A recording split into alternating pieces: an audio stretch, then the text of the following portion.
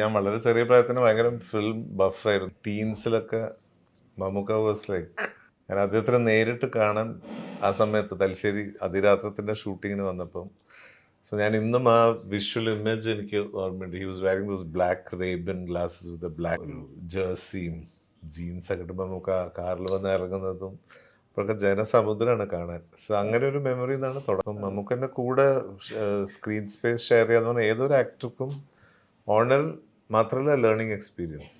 ഇപ്പം എന്നെ പോലത്തെ ആൾക്കാർക്കൊക്കെ അത് ഭയങ്കര എൻറിച്ചിങ് മൊമെന്റ്സ് ആണ്.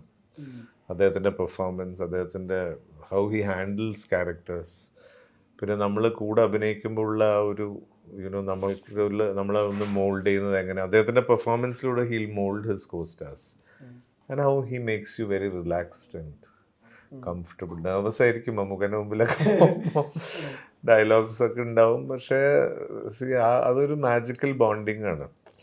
അത് ഇവരുടെ ഈ സ്റ്റാർ ഓറ എന്ന് പറയില്ല നമ്മൾ, that gives a load of positive vibration to people around them also. So അത് ഞാൻ ഒരുപാട് എക്സ്പീരിയൻസ് ചെയ്തിട്ടുണ്ട്.